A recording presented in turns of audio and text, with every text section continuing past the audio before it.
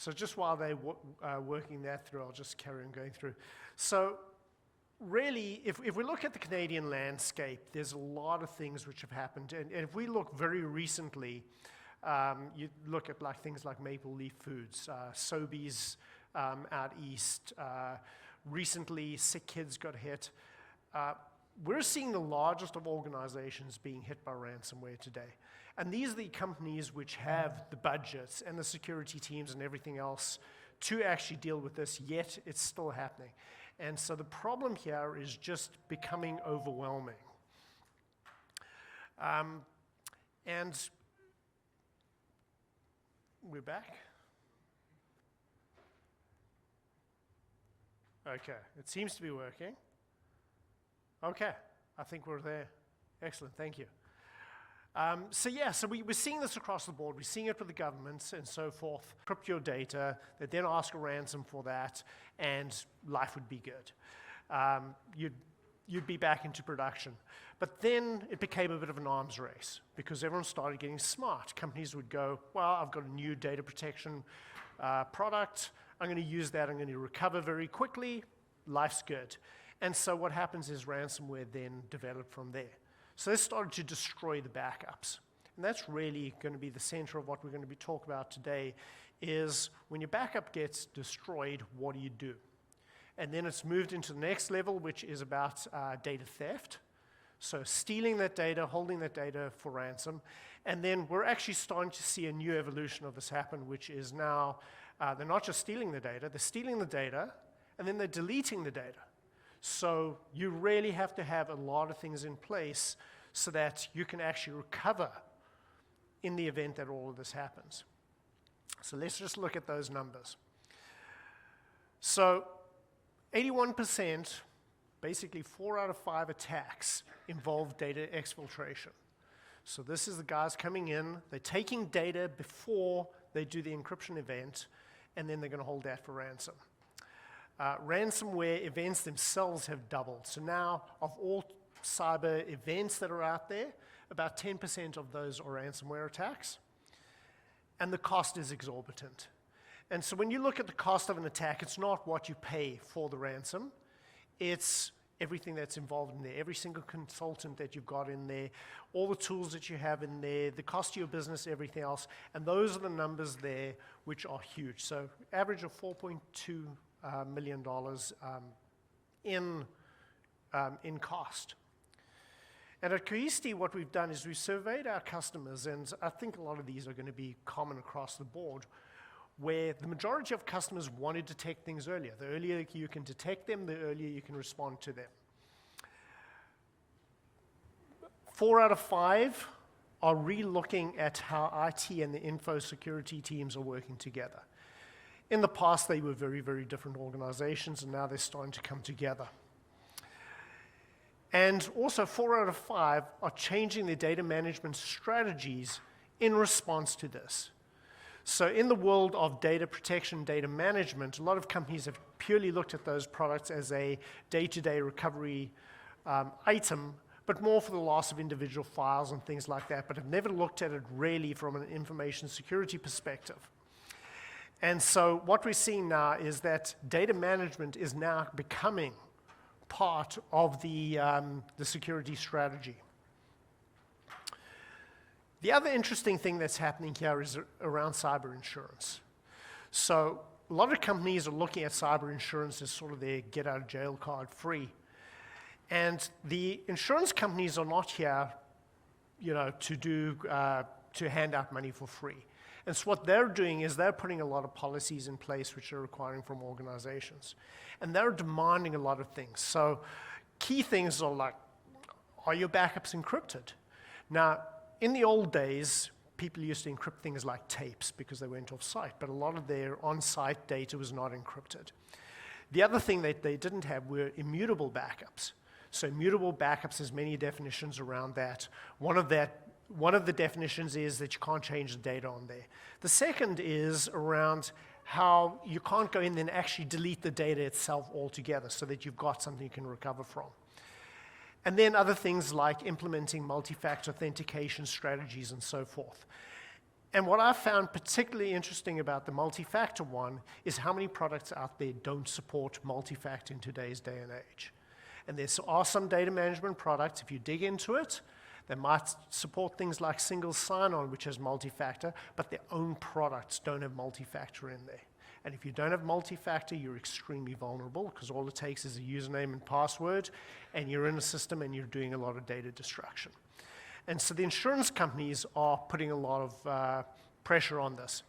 And funnily enough, we were actually with a customer last week, and I said, what capability, if you didn't have it, would the insurance company not even have given you insurance? And multi-factor was that one. If you don't have multi-factor, you're not getting insurance. It's that simple. So that was very interesting. So I'm going to take a moment here, and I'm going to sort of dissect the ransomware payment decision process. So this is when you get hit, what are you going to do? And what I encourage everyone is to have a tabletop exercise where you go through this thought process. Because what's going to happen is, as much as I can show you this now, if you haven't thought about it, then you don't even know where to start. And even if you thought about it, when it happens, everything's going to be different. But it's best to have thought about it beforehand. But what's going to happen is, at some point, you're going to have an incident. And then you're actually going to go into two different directions. There's a direction which is where IT is going to go. And IT is going to go into things like evaluating your recovery options. So the first piece is, do I have a backup system? Was that compromised? The second one is going to be, how can I leverage this to do forensics? What am I dealing with? Because we know we've got an event, but what type of ransom's on there? How easy is it going to recover? When a recovery is going to reactivate, etc. And so that's going to be the first stream that's going to happen with IT. The second is more of a business thing, where executives are going to be involved. You're going to bring in consultants, you're going to bring in negotiators, you're going to bring in law enforcement and so forth, who are then going to work out, so when IT come back with all these answers, what are we going to do? And eventually those are going to aggregate, and a decision is going to be made at that point of, do you pay the ransom or do you not pay the ransom? Now, if the top left one with the evaluate your recovery options fails, if you don't have backup, then you're paying for that ransom. There is no choice in the matter. If you've got recovery options, well then now you can actually choose to pay it or not pay it. And that's huge. If you look at Stats Canada again and the recommendations from the Canadian government really doesn't take a stance on this. The US government does. The US government says, don't pay it. Canadian government basically says, it's really up to you. You pay it, you don't pay it. Understand the risks if you pay it. If you pay it, you're funding illegal activity and everything else, but they're really not taking a stance on that as well. So it's really not going to help you a lot. I think a lot of us know the risks in paying that ransom, but then there's risks in not paying it as well. And we're stuck again. Oh, there we go. So if you've got a good data management strategy, you can elect not to pay for that. But if you're going to elect not to pay for it, the big question then becomes, how quick can it get back into production? Because these are normally mass events. It's not a machine. It's not a file. It's typically all your machines, all your critical machines, and so forth. And the important part here really, as I mentioned, is about rapid recovery. And so Cohesity, we focus on data management, and we focus on rapid recovery. So you've got your data. We've got all the data, which is in a resilient format. It's encrypted, it's fault tolerant, and everything else. But then we've wrapped a whole variety of capabilities around that for rapid recovery. This is also then wrapped in a whole variety of security layers. So things like access control, detection and analytics, and so forth. So that that data at its core is protected, and that you've given the right access at the right time, and so forth. But that is the whole idea of an architecture which is targeted to combat ransomware 1.0. So this is just the simple ransomware. So when we look at what rapid recovery means, so if we look at a single VM, if you've got a product which is, say from the early 2000s or late 90s, you're looking at a single VM recovery of somewhere in the order of 2 hours on average. If you land up doing something like backup validation, so is my backup good, can I rely on it, etc., you could look at over 8 hours because you've got a whole slew of machines that you're looking at that point. And when you're using a product which has got rapid recovery capabilities, we can reduce that down to about 39 minutes. To aid in forensics, so forensics is the whole idea of going back in time, understanding prior to an event, what has happened, what virus we'll be dealing with, etc.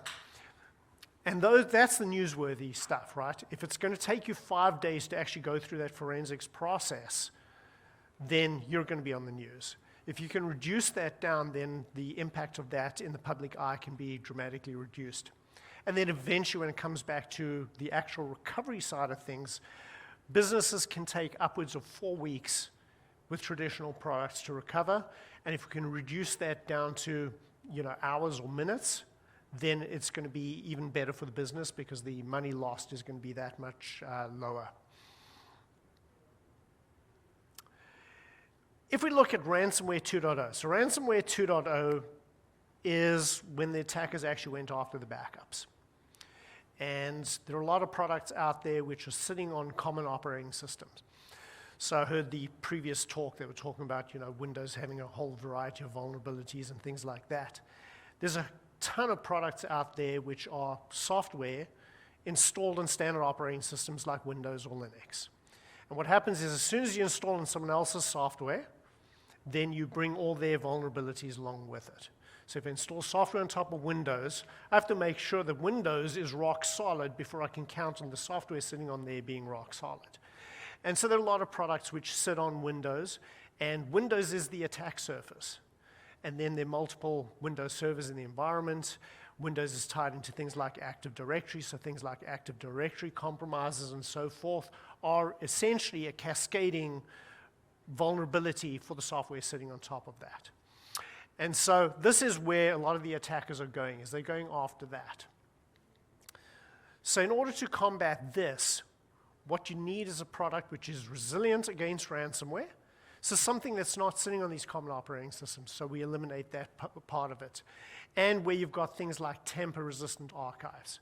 So when we talk about tamper-resistant archives, we're introducing something which would be the equivalent of tape, but in a modern world. So tape was great because it was very difficult to tamper with. It was off-site, they were encrypted, someone had the custody of it and everything else, so it was very difficult to tamper with that. Yes? Sorry to interrupt. Stuck on the slide before, you had a picture of Veeam. Yes. Neophyte question. I thought the concept of Veeam was like a snapshot of that, opposed to so if someone were to encrypt that, would you just go to a point prior to, like a snapshot point prior to the ransomware and just recover? Well, that's the whole idea of a backup solution is, and this is all backup solutions. All backup solutions are getting point-in-time copies. And if you get hit by ransomware, you want to go back in time. The problem is when the backup software itself is hit, how do I go back in time? I can't revert my backup software back in time because I've got nothing backing up my backup software. And that's the problem here. Does that make sense to you? So someone's, I'd have to talk yeah. to technical folks to better understand how that backup gets. Well, that's, yeah. If it's in the cloud or it's away from it's not on-prem and it's already a snapshot and you have multiple snapshots. So, How they're all getting encrypted. because what they're doing is, think of taking just a hard drive. I dump a whole bunch of stuff on the hard drive and I go, well, there's my backup. Well, someone comes and encrypts the hard drive. That's essentially what's happening. Even if it's in the cloud, you've got shared credentials between on-prem and the cloud. So the attackers can then move into the cloud and go and encrypt those files within the cloud. Okay? And that's the whole thing about immutability. Did we lose I've got it here. I've lost that screen. I've lost the main screen. I do have it down here on the monitor. So I'll just keep on talking. we've got it back. So yeah, so this is the whole idea about tamper-resistant archives. How do I protect my primary backup from being encrypted? And then when I've got a secondary copy of that, how do I prevent my secondary copy from being encrypted? Because the moment my backup is encrypted, I'm paying the ransom. And there's a customer that we're working with. They're not running Veeam, they're running another company out there who installs on top of Windows. They're 1 year after a ransomware attack, and there's certain things that they're still recovering. They're still trying to recover certain data because the entire backup got encrypted, and then it broke a whole variety of links. So it got back up and running. It took them 5 weeks to get back up and running, but now 1 year later, they're still struggling with certain data sets to bring those back into production. So it's one of those things that really becomes difficult. You'll notice down on the side there, I've got something called Fort Knox. So Fort Knox is the Cohesity tamper-resistant archive. So this is a cloud version of that backup. It's stored in the cloud. It provides all the security features and functions that one is used to with tape, except it's a Cohesity managed service. And so in the event that the worst thing happens on site, everything got hit on site, they failed your entire data center, what we do is with Fort Knox, we guarantee that the data is going to be available and recoverable back to wherever you want it to be. And so, you know, that's part of the tamper-resistant archive side of things. Moving into Ransomware 3.0. So this is the tough one, because Ransomware 3.0 is not only going after the backups themselves, but what we're going to do is steal data. And so when we look at, you know, ransomware, so at some point in time, you're going to get infected. We're going to still continue doing our backups with that infection on there, but it's just the infection. They haven't executed on that infection. At some point in time, they're going to start an encrypting event, and then that's going to end. And you're going to have backups along the way, so we're going to have a whole variety. And the whole idea with a backup is trying to get back to your last clean backup. The problem with Ransomware 3.0 is they're starting to steal data before they ever encrypt things. And so when we look at the whole process, when you start that recovery, I might be able to recover that data, but I still couldn't stop that exfiltration side of things, because that happened upwards of 3-6 months ago. And I don't know if people know the statistics, but ransomware is typically in organizations for upwards of 6 months, if not longer. So the guys are already in there 6 months prior to your event. So that exfiltration literally could have happened 6 months ago. And so the big question is, how do you stop that? And so it really comes down to detection. Now, at Cohesity, what we're trying to do is we're trying to help out in a whole variety of areas, but we also rely on other tool sets that are out there. So there are a lot of companies out here today who have tool sets which are trying to help with this. And what we're trying to do as well is we're also trying to help out in this, especially around the area of forensics, of how to prevent this data exfiltration problem.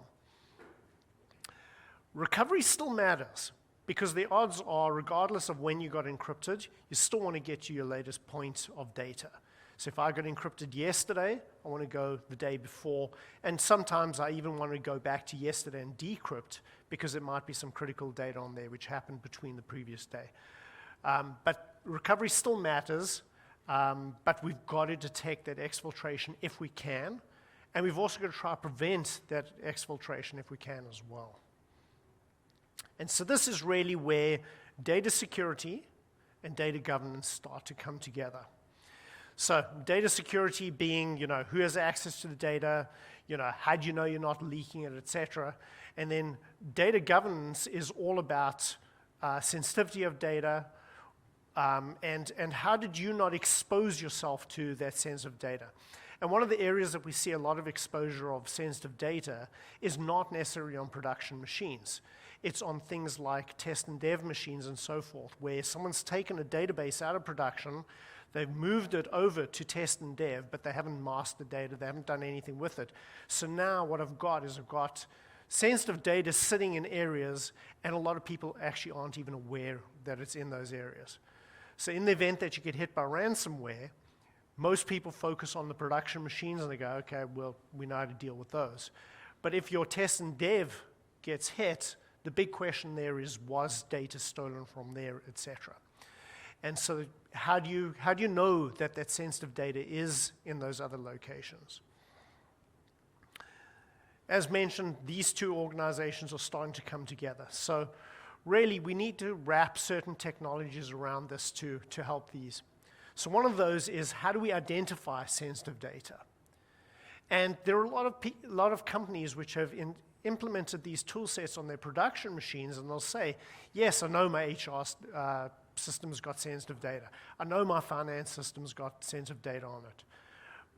But as I mentioned earlier, they've forgotten that that's now sitting in test and dev as well. So what tool sets do you have which can actually identify that sensitive data on the test and dev environments? Can you streamline your compliance reporting as well? So really, once I've identified it, am I documenting it? Am I reporting that to whoever needs to know about that? So in the event of a breach, they know whether or not they have to go public with that or not. Then there's remediation. So remediation from a Cohesity perspective really is about going to a previous snapshot and so forth. But the other part of remediation is, once I know about this and I haven't been hit, how do I go and clean that up? And that's where a whole variety of other tool sets and so forth come into it, so that someone can go in and do things like implement data masking and so forth. So now that sensitive information is all masked in my test and dev environments, and I can cross that off the list from a risk perspective. And then there's AI-based security. Reason why we talk about AI-based security is security continuously changes. You know, everyone says, you know, I can go in there and I can secure a system and I can make it safe. But the problem is, IT is very dynamic. On a day-to-day basis, people are going in, they're making changes, they're doing troubleshooting and so forth. And one of the things that I've learned is that part of the troubleshooting process is change security and see if security was the problem. The problem is when security gets changed and no one reverts it back.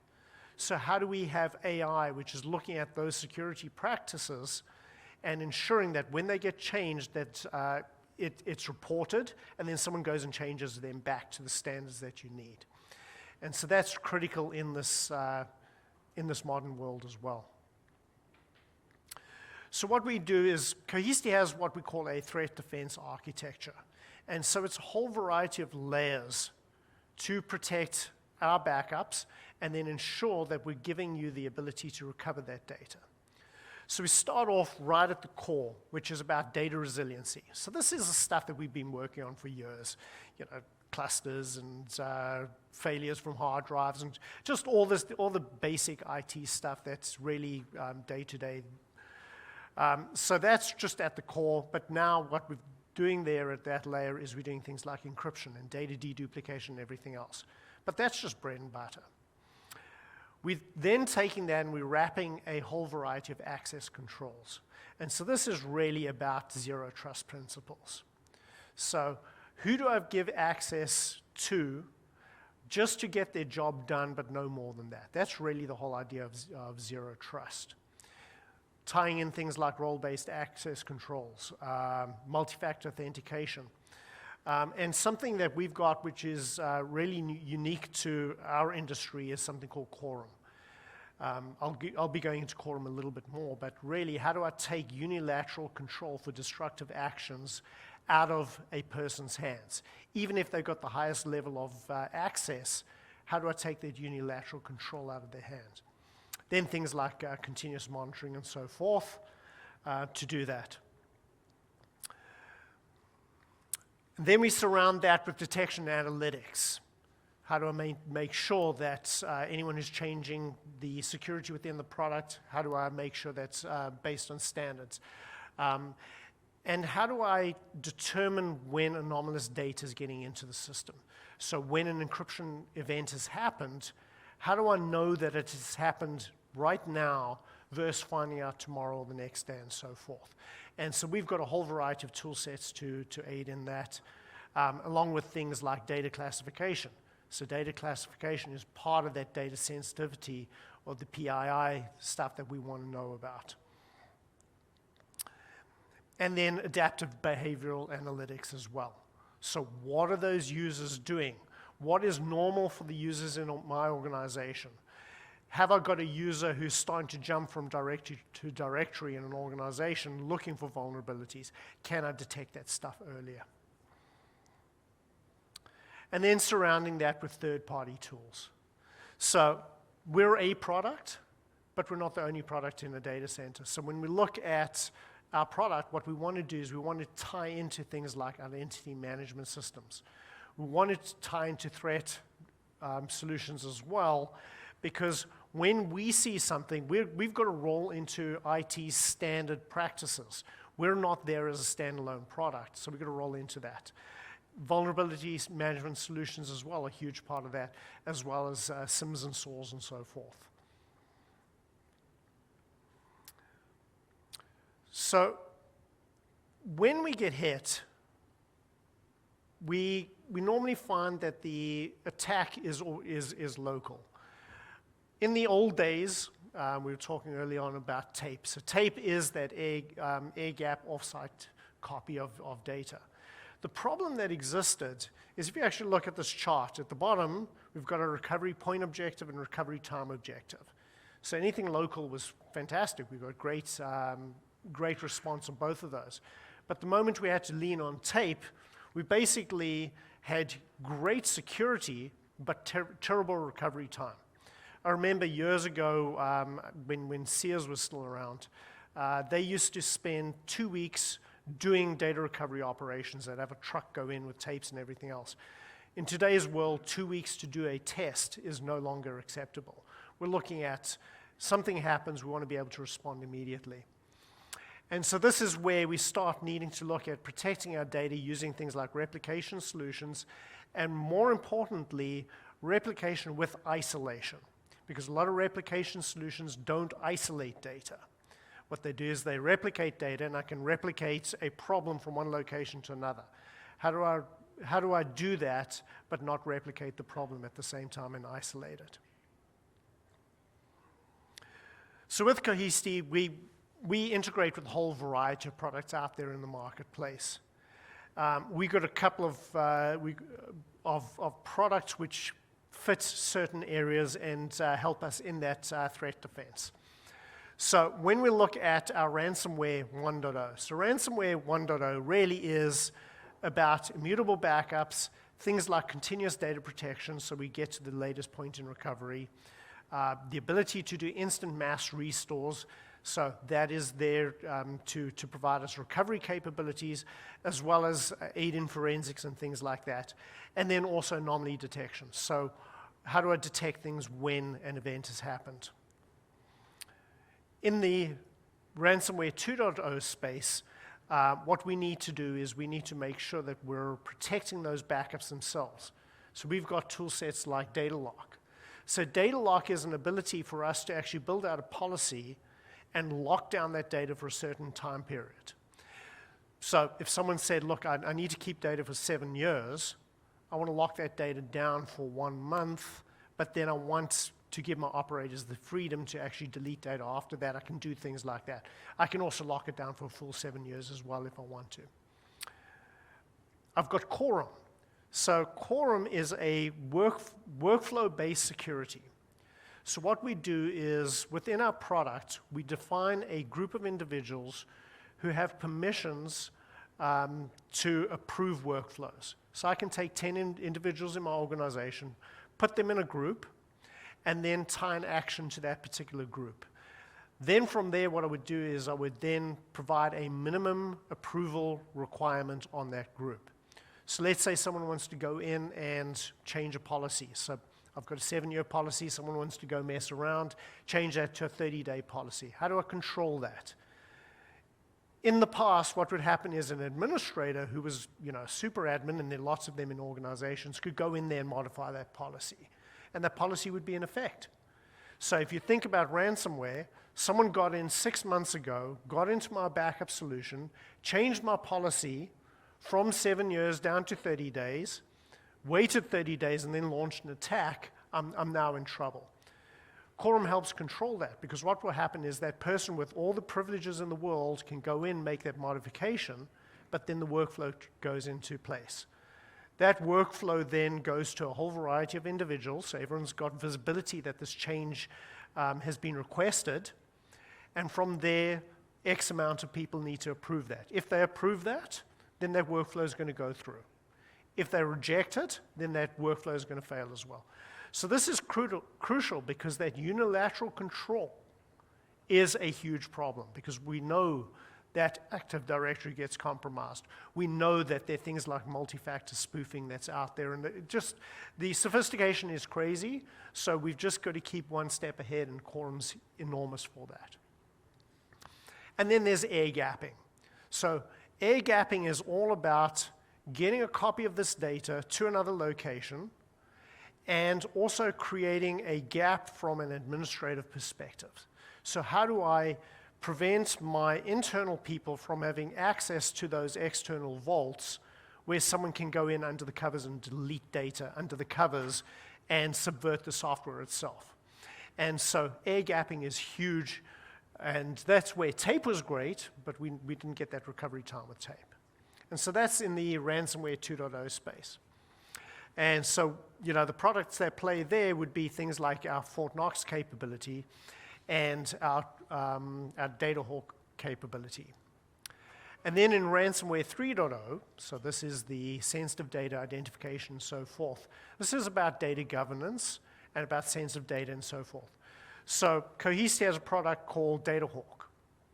DataHawk is a product which can then go into systems, analyze the data on those systems to determine where sensitive data is.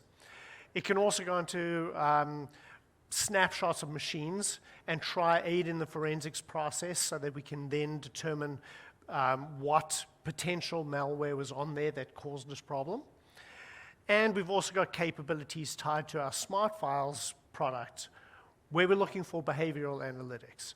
So behavior is where I was talking about earlier, where if I set a norm for what my users are doing on a day-to-day basis, but if someone from HR is starting to poke around in finance or someone from admin is poking around in those things, I can then, through logs, extract those and then bring that to someone's attention to investigate. So DataHawk is really helping out in that 3.0 area to try identify things a lot earlier and look for behaviors which may indicate that something's happening. So let's have a look at best practices. Okay, so you've got to protect your backups. If you don't have backups, you're in a lot of trouble. It's just the bottom line. You're in a lot of trouble for many reasons. It's going to take a long time to recover, and you're going to be forced to pay the ransom. Inventory your workloads. You really need to understand what's out there, and you need to make sure it's protected as well. So often we have customers who've got solutions in place, and they haven't actually protected the workloads which matter. And new workloads come on board, and they've forgotten about the backup, and they're in trouble. Turning on things like worm. So how do I write to something and read it many times so that it's not damaged? And then there's maintaining multiple copies. One copy is no longer good enough anymore. So typically what we're seeing is a lot of companies will have 2. The ideal is 3. So it's called the 3-to-1 principle. So 3 copies of data. One of those copies should be air-gapped in a separate location, and 2 of those should be replicated. And that's the ideal world in the backup world, to have the data that way. Then there's securing the environment. I've hit on MFA many, many times here. Okay, if you don't have MFA, get MFA. Make sure it's on. And make sure it's on in all locations, because when you look at products, a lot of products will have local authentication, so logging into the product, being able to modify the product, and then they'll also have things like tied into single sign-on. So a lot of time, multi-factor will be turned on at single sign-on, but local accounts will not have MFA turned on there. So make sure that's done. Using different credentials. So I know administrators hate this, but if you've got 2 clusters, use different credentials on both clusters, because if one's going to be compromised by an individual, let's not make it easy for them to go to the other cluster and do exactly the same thing on the other one. So different credentials on different clusters and so forth. Implement zero trust. So if someone doesn't need access, don't give them access. The last time I did this presentation, I had someone ask me, they said, well, what happens if my CEO wants access? And I went, well, why? You know, I don't care that they're at the top of the organization. They're the #1 target in the organization. Someone's going to try to compromise them. And if they have no need to go into your backup system, then don't give them access whatsoever. You've got to defend those kind of arguments. It's not who you are, it's what your job is and why it matters. And keep things up to date. There's so many organizations where their software is 2-3 years out of date. And every single vulnerability that's out there, that's been identified, is typically patched pretty quickly. And if you're 2 years out of date, there's many, many vulnerabilities that the ransomware attackers are aware of. Then there's know where your data is. When you get hit and you go through and work out what data's been hit, you're going to have to know very, very quickly what your exposure is. And back to that original ransomware chart that I put up there, those are the questions that executives are going to ask. They're going to say, what was hit? What's my exposure? Do I need to go out to the press and talk about this? Or was that just some sort of test and dev machine with data masked on it that was hit? And do I not need to care about that? So knowing where the crown jewels are. Identify where the hotspots are. So there's certain data there which you know is going to be very, very vulnerable. Identify what it is and what you need to do that. And then look for unusual behaviors. If you're not looking for unusual behaviors, you're not going to be able to get things early. And then there's going to be preparing the organization. Everyone in the organization has to know what their role is going to be when something happens. Tabletop exercises are extremely important. Understanding who you're going to need to bring in from a consultant perspective is going to be extremely important. All this stuff has to be thought of beforehand. If you're thinking about this at the last minute, then every minute that you're down is going to be complicated by trying to work out who these people are, what the process is, how do I do all these various different things. And all of this is in time to recovery. Everyone thinks time to recovery is just a matter of, you know, how quick can my backup product get the data back? But if I've mired in processes before that, in who and do I have a sandbox, and is the virus still on there? Is it going to reactivate? All those things are just going to slow down your recovery time. And if you do it wrong, you can actually bring a backup back and then re-encrypt your entire environment again as well if you're not prepared. So prepare. And also security skills assessments. How much does your staff know about what they're doing and what the exposure is for what they're doing? They really have to be very, very clear on that, because if they're doing things on a system which has privileged access to things, then they're providing a sort of a backdoor into a lot of systems where they shouldn't be. So are they fully aware of what they need to be doing?